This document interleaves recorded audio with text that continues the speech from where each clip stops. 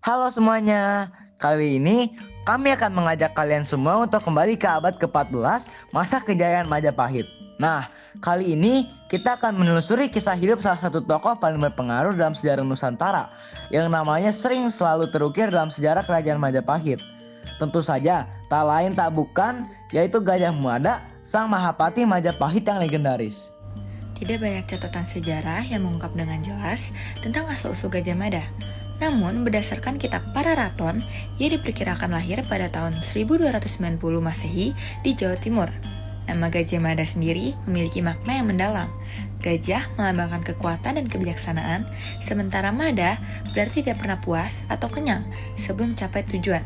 Sebuah nama yang kemudian terbukti sangat menggambarkan karakternya yang gigih dan pantang menyerah. Masa kecil dan remaja Gajah Mada diselimuti oleh misteri. Para sejarawan menduga bahwa ia berasal dari kalangan rakyat biasa yang kemudian berhasil berkarir berkat kecerdasan dan kemampuannya yang luar biasa. Berbeda dengan para bangsawan yang mendapatkan posisi karena keturunan, Gajah Mada meraih jabatan tinggi berkat prestasi dan loyalitasnya yang tidak diragukan. Gajah Mada memulai karirnya sebagai pasukan pengawal istana atau disebut Bayangkara pada masa pemerintahan Raja Jayanagara. Berkat kesetiaan yang tidak tergoyahkan dan kecerdasan yang tajam, ia cepat mendapat kepercayaan raja. Masa-masa ini merupakan periode pembelajaran yang sangat berharga bagi Gajah Mada muda, di mana ia mulai memahami tentang seluk-beluk politik dan strategi kerajaan. Ujian pertamanya datang ketika terjadi pemberontakan Rakuti pada tahun 1319. Dalam situasi genting ini, Gajah Mada menunjukkan keberaniannya dengan menyelamatkan Raja Jayanegara dari upaya pembunuhan. Ia berhasil mengawal raja melarikan diri ke desa Badander untuk berlindung. Tindak heroik ini tidak hanya menyelamatkan nyawa raja, tetapi juga menyelamatkan kelangsungan kerajaan Majapahit. Sebagai penghargaan atas jasa-jasanya, Gajah Mada kemudian diangkat menjadi patih di Kahuripan dan selanjutnya patih di Daha. Ini menjadi langkah awal dalam perjalanan panjangnya menuju kursi Mahapati. Titik balik dalam karir Gajah Mada terjadi setelah wafatnya Raja Jayanegara pada tahun 1328. Tahta Majapahit kemudian diduduki oleh Ratu Tribuwana Tunggadewi, putri dari Raden Wijaya. Melihat dedikasi dan kemampuan Gajah Mada dalam menangani berbagai masalah kerajaan, Ratu Tribuwana memutuskan untuk mengangkatnya sebagai Mahapati Amangkubumi pada tahun 1334. Pengangkatan ini bukanlah sekedar hadiah, melainkan tanggung jawab besar yang harus dipikul oleh Gajah Mada. Namun, Gajah Mada tidak gentar. Dengan penuh percaya diri, ia menerima jabatan ini dan bersiap membawa Majapahit menuju puncak kejayaannya. Saat itulah, ia mengucapkan sumpah yang kemudian dikenal sebagai Sumpah Palapa, sebuah janji yang akan mengubah sejarah Nusantara selamanya, serta menjadi momen paling bersejarah. Dengan suara lantang dan penuh keyakinan, ia bersumpah, "Saya tidak akan menikmati palapa, berpuasa dari kenikmatan duniawi, selama Nusantara belum bersatu di bawah Majapahit. Selama Gurun, Seran, Tanjung Pura, Haru, Pahang, Dompo, Bali, Sunda, Palembang, dan Tumasik belum takluk di bawah kekuasaan Majapahit." Sumpah ini menggemparkan seluruh istana dan menjadi bukti tekad Baja sang Mahapati. Sumpah Palapa bukan sekedar janji kosong atau ambisi pribadi. Ini adalah manifesti dari visi besar Gajah Mada tentang persatuan Nusantara. Ia memahami bahwa kekuatan sejati terletak pada persatuan, dan hanya dengan bersatu di bawah satu panji, Nusantara bisa menjadi kekuatan yang disegani. Sumpah ini juga mencerminkan karakternya yang rela berkorban dan mendahulukan kepentingan negara di atas kepentingan pribadi. Bagi Gajah Mada, menyatukan Nusantara bukanlah sekedar tugas, melainkan panggilan jiwa yang harus ia wujudkan apapun harganya. Untuk mewujudkan Sumpah Palapa, Gajah Mada tidak mengandalkan kekuatan militer semata. Dalam urusan politik, ia menjalin aliansi dengan kerajaan-kerajaan yang bersedia bekerja sama, menawarkan perlindungan dan keuntungan ekonomi sebagai imbalannya.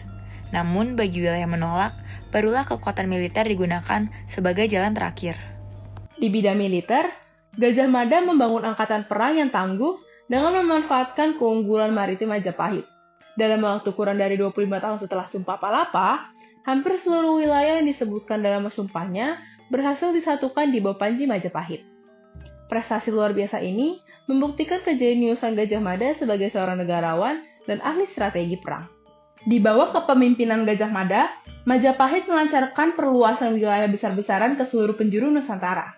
Puncak kejayaan ekspansi Majapahit tercapai ketika hampir seluruh wilayah yang kini disebut Indonesia plus sebagian Malaysia, Singapura, Brunei, dan Filipina Selatan berada di bawah pengaruh Majapahit. Menurut Negara Kertagama, karya sastra dari abad ke-14 wilayah kekuasaan Majapahit meliputi lebih dari 98 negara vasal. Pencapaian spektakuler ini tidak mungkin terwujud tanpa visi dan kepemimpinan Gajah Mada. Sementara perluasan wilayah terus berlangsung, Gajah Mada tidak melupakan pentingnya membangun kekuatan dari dalam. Di bidang ekonomi, Gajah Mada mendorong perdagangan antar wilayah dan internasional. Kebijakan ekonomi ini membawa kemakmuran bagi seluruh rakyat Majapahit, dari kalangan elit hingga rakyat biasa. Meski banyak mencatat keberhasilan, perjalanan politik Gajah Mada juga diwarnai kontroversi. Peristiwa paling kelam adalah tragedi Bubat yang terjadi sekitar tahun 1357. Konflik bermula ketika Raja Hayam Wuruk ingin menikahi putri Sunda Galuh bernama Dia Pitaloka. Awalnya, pihak Sunda menyambut baik lamaran ini dan datang ke Majapahit untuk prosesi pernikahan. Namun, Gajah Mada menuntut agar kedatangan ini dianggap sebagai tanda takluknya kerajaan Sunda kepada Majapahit. Tuntutan ini ditolak mentah-mentah oleh rombongan Sunda yang merasa dipermalukan. Penolakan tersebut berujung pada pertempuran berdarah di lapangan Bubat yang menewaskan seluruh rombongan Sunda, termasuk Raja dan Putri Dia Pitaloka. Tragedi ini menjadi noda hitam dalam karir Gajah Mada dan menciptakan kebencian berkepanjangan antara Sunda dan Majapahit. Dari sudut pandang politik, ini adalah kesalahan perhitungan fatal yang menghambat cita-cita penyatuan Nusantara. Meski demikian, peristiwa ini juga mengingatkan kita bahwa di balik kebesarannya, Gajah Mada tetaplah manusia biasa yang tidak luput dari kesalahan. Setelah tragedi Bubat, pengaruh Gajah Mada dalam pemerintahan Majapahit mulai menurun. Raja Hayam Wuruk yang sebelumnya sangat mempercayai Gajah Mada, kini mulai mengambil alih kendali pemerintahan secara lebih langsung. Meski demikian, hingga akhir hayatnya, Gajah Mada tetap dihormati sebagai penasihat utama kerajaan. Ia menghabiskan tahun-tahun terakhirnya dengan lebih banyak merenung dan menulis pandangan-pandangannya tentang pemerintahan dan kehidupan. Pada tahun 1364, setelah mengabdi selama 3 dekade sebagai Mahapatih, Gajah Mada akhirnya mengembuskan nafas terakhirnya. Kepergiannya meninggalkan kekosongan besar dalam pemerintahan Majapahit. Tidak ada yang mampu menggantikan sosoknya.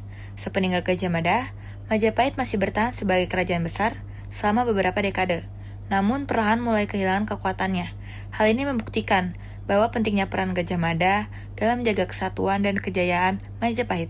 Warisan terbesar Gajah Mada adalah konsep persatuan Nusantara yang dia perjuangkan melalui Sumpah Palapa. Konsep ini kemudian menjadi inspirasi bagi gerakan nasionalisme Indonesia di abad ke-20. Tidak berlebihan jika dikatakan bahwa benih-benih NKRI telah ditaburkan oleh Gajah Mada berabad-abad sebelumnya. Selain itu, Gajah Mada juga meninggalkan warisan dalam bentuk sistem hukum dan administrasi pemerintahan. Kitab Kutara Manawa yang dikembangkan pada masanya menjadi dasar hukum yang mengatur berbagai segi kehidupan masyarakat. Demikianlah kisah hidup Gajah Mada, sang Mahapatih Agung yang mengubah wajah Nusantara. Dari seorang prajurit sederhana, ia berhasil naik ke puncak kekuasaan berkat kecerdasan, keberanian, dan visi besarnya. Melalui Sumpah Palapa, ia mewujudkan impian menyatukan Nusantara di bawah Panji Majapahit, menciptakan imperium atau kekaisaran terbesar yang pernah ada di kawasan ini sebelum munculnya negara Indonesia modern. Tentu saja, seperti semua tokoh besar dalam sejarah, Gajah Mada memiliki sisi terang dan gelap. Tragedi Bubat mengingatkan kita bahwa ambisi besar kadang datang dengan harga yang besar pula. Namun, di tengah kelebihan dan kekurangannya, tidak bisa dipungkiri bahwa Gajah Mada adalah salah satu negarawan terbesar yang pernah dimiliki bangsa ini. Semangat persatuannya menjadi inspirasi abadi bagi generasi masa kini dan mendatang. Ketika kita menikmati kehidupan sebagai satu bangsa Indonesia yang bersatu dalam keberagaman, ada baiknya kita mengingat kembali perjuangan Gajah Mada. Mari kita teruskan visinya dengan membangun Indonesia yang berdaulat, adil, dan makmur. Sebuah Indonesia yang akan membuat sang Mahapatih tersenyum bangga dari alam keabadian.